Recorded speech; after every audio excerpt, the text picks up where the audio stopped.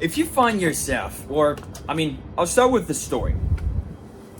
There was a certain point in my life where I used to consume a lot of content, and I didn't really feel too proud of myself because I felt like I was wasting a lot of time.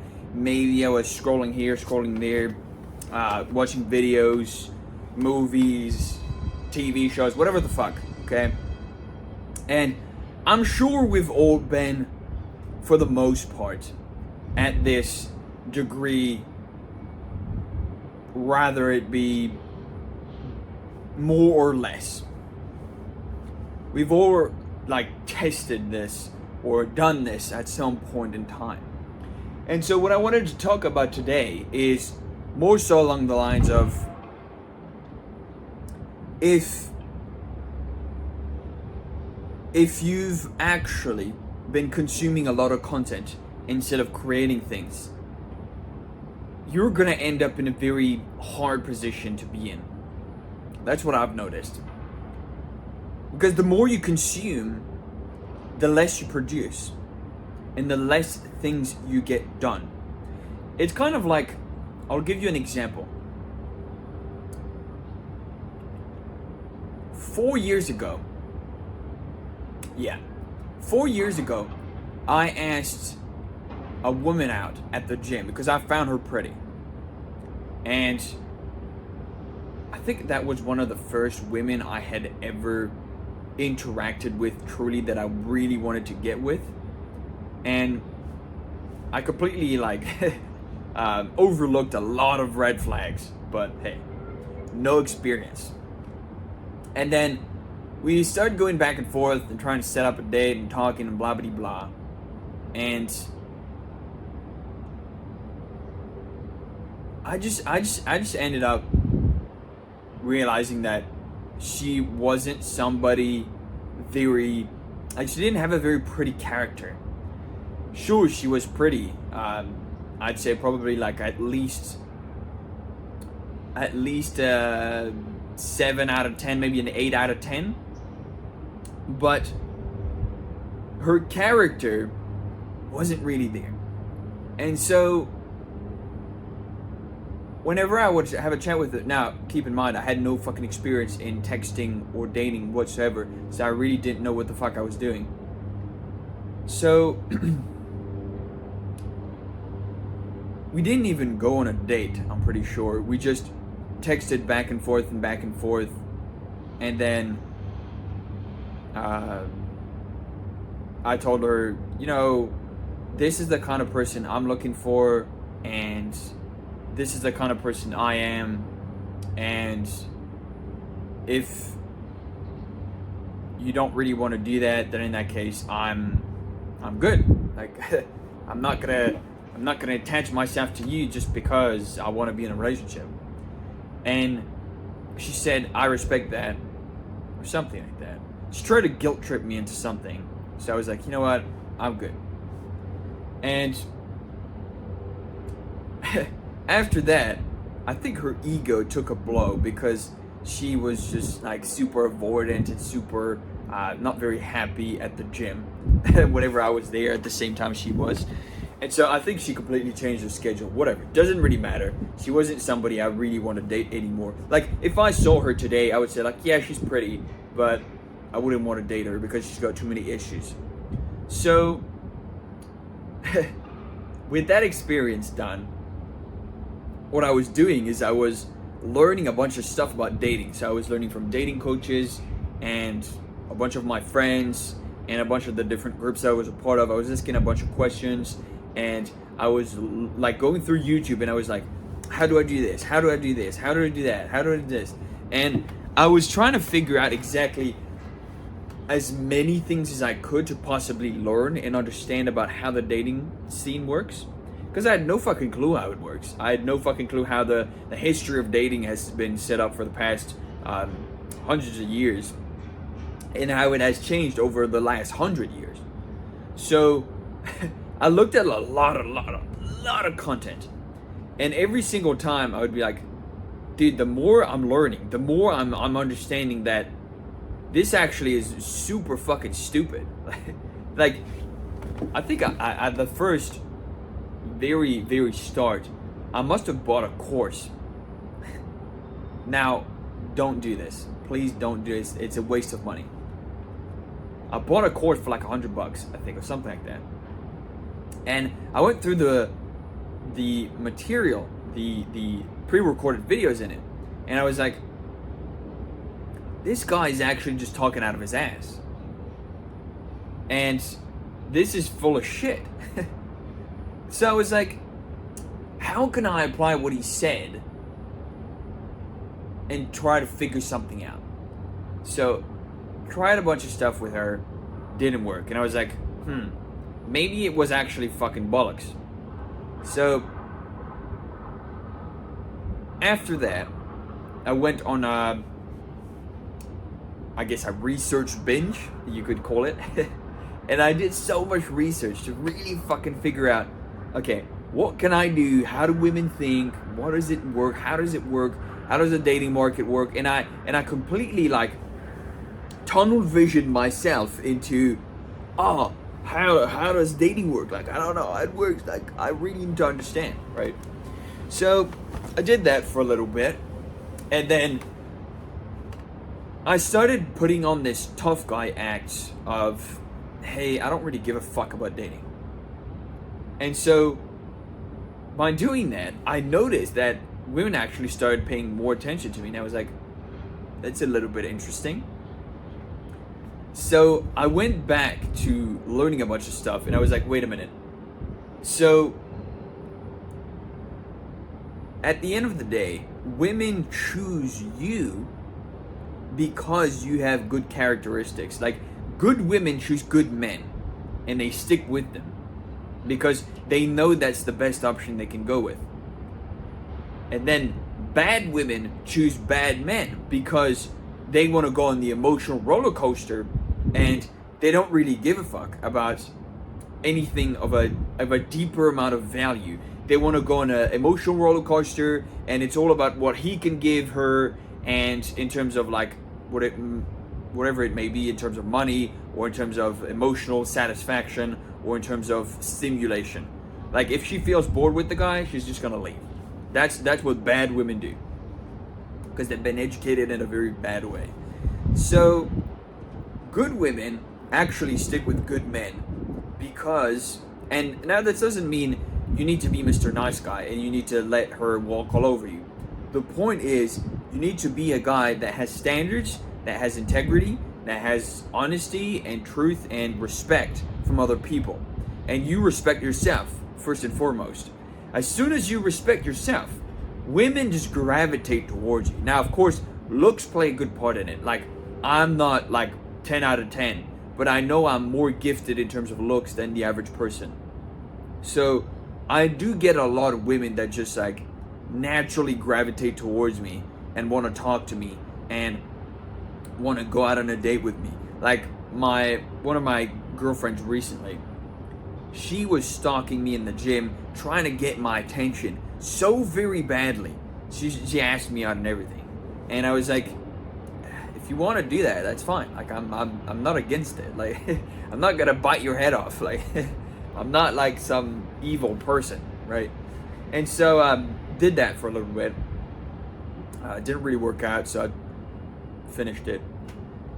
And now I actually understand that consuming a bunch of content, trying to really fit all the pieces of the puzzle together before looking even at the puzzle in the first place, is actually quite stupid.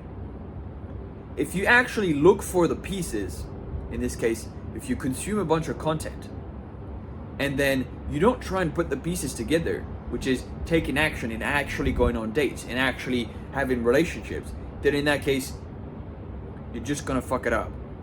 You're just gonna do nothing. If you focus on consuming content all the time, you're gonna end up doing nothing. You're gonna end up wasting your time. And this is the same thing with literally anything.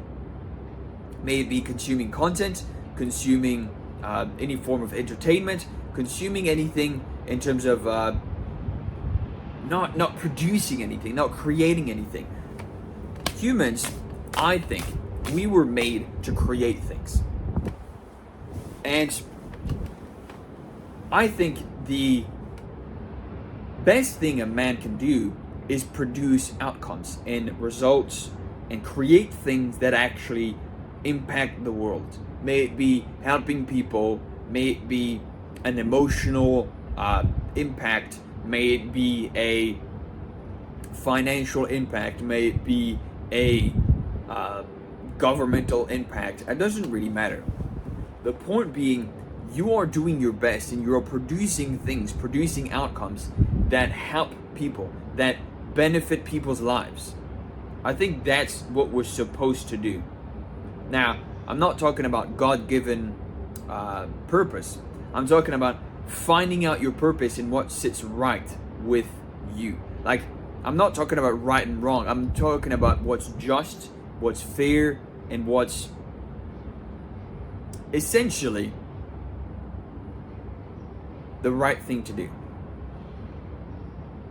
Now, having a position of right and wrong is very... You need to have ethics and morals, right?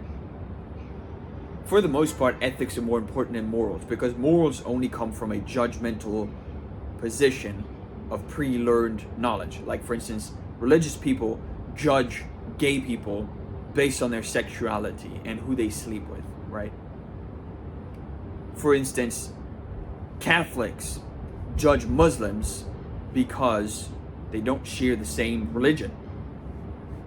Jews judge Christians because they don't have the same religion, etc., etc. It's all about morals. So I care more about ethics, because ethics is actually a superior version of morals, which allow you to understand how the world truly works. And if one of your ethics is you need to produce positive outcomes, beneficial outcomes, and help other people do better and live better lives and lead by example, then in that case, you are on a good path. You are on a good path where you have no regrets, and at the end of the day, if you ever die, if you ever go to the dirt and take a dirt nap, as I like to say, you go in there and you pass on with no regrets whatsoever. I think that is truly what every single person here should live their life by. Living their lives living without regret. Now, this doesn't mean you're supposed to do literally anything you want. I think people should just do what's right and what's fair and what's just. And if you can't come to the conclusion of being able to discern that for yourself, then you've got some work to do. If you feel shameful or guilty or regretful, or you've got something you're not proud about, something that makes you feel like you're a bad person, then you've got some thinking to do. You've got some soul searching to do. You've got some understanding of what to do. Maybe what you're doing right now is actually bad. And I don't really like saying bad, but because it's a moral judgment, right and wrong. But I want to talk about what's just and what's fair. So if you don't do anything that's just and fair, then in that case, essentially, you're not a very good person. Now, sometimes making the right decision means cutting off something that feels good. It's something I told somebody recently, and it was a pretty good quote. I'm pretty sure I posted it in one of the shorts I posted on this channel. Actually, it was pretty. I thought it was a pretty good thing to share. But I want to be perfectly honest. I've had my fair share of consuming content here and there and here and there, try to figure things out. Now, the system that I've developed whenever I consume content is always related to action. Every single time I look at something or I learn something from somebody else, let's say I've got a lesson I need to learn from one of my mentors. He sends me a video and he says, you need to watch this video and then you need to take action and you need to do this, this, and this. It's like, okay. So I watch the video, I'll take some notes, and then I'll be like, okay, how can I apply this to my life right now? In this case, it might be a certain way of closing people in terms of like reaching out to people, because I own my own company. For context, I help businesses acquire more of the right clients and solve all of their problems if I can find a solution for it. And in this case, for the most part, it's help business owners make more money by getting more of the right clients to believe that their product or service is going to help them achieve their dream outcome. And that means I need to be very careful who I work with, because if I work with some kind of person that does wrong by those people, then it's going to reflect back onto me and I'm going to feel like I fucked it up. I made a mistake. I've done what's not right. I've done what's unfair and unjust by the clients, the customers. So I do care a lot about them. Now, in this case, I would watch the content that my mentor told me to watch first. Take some notes while I'm watching it. So I'm already taking action. I'm already starting to take action while I'm watching the content. And lastly, I go out there and I put together a strategy that allows me to take action upon what I've learned.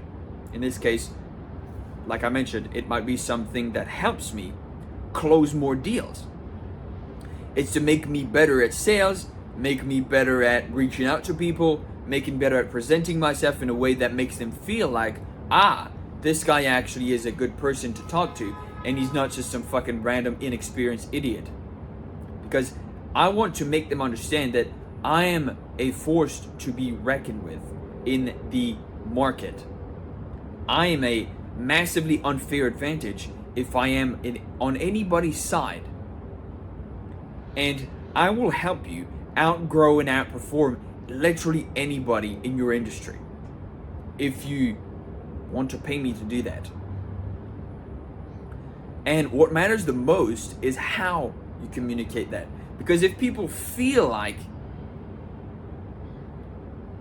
something's wrong, maybe nothing's wrong, but they just feel like it's not the right time or it's not the right thing, or maybe they're just too wrapped up in their feelings to want to work with you.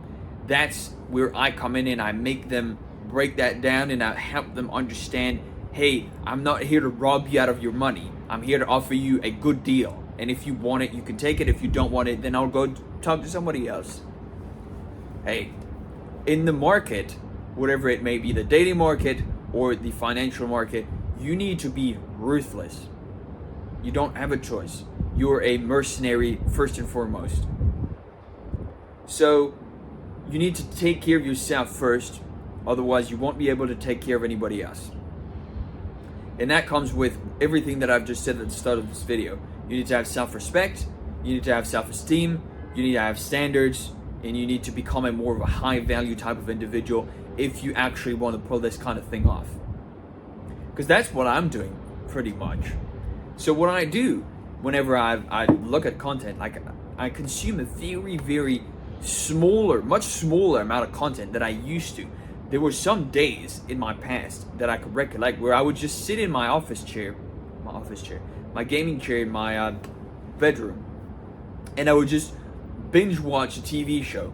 Like I would watch like 10 episodes of like 1 hour, and 10 hours straight, just like sit in front of the computer and just entertain myself, just distract myself, just consume.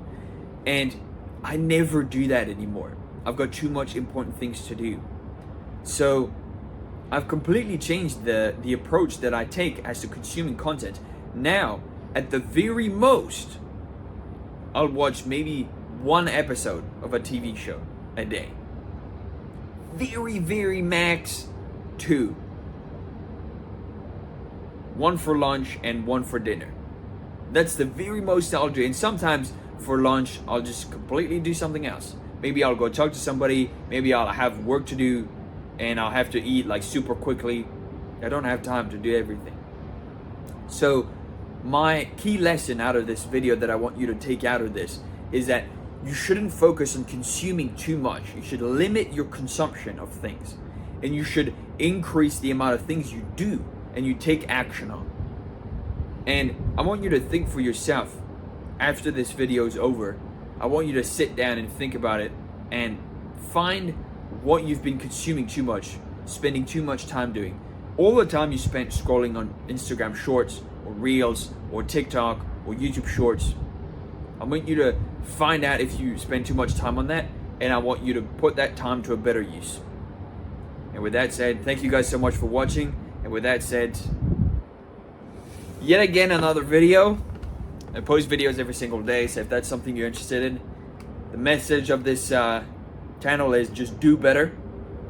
So if that's something you want to pay more attention to, like, comment, subscribe, check out the other videos on the channel, and I wish you a beautiful day, as it's blue skies today. Life is good.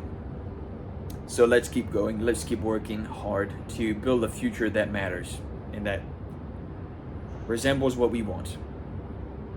Have a great day, and I will see you in the next one. See ya.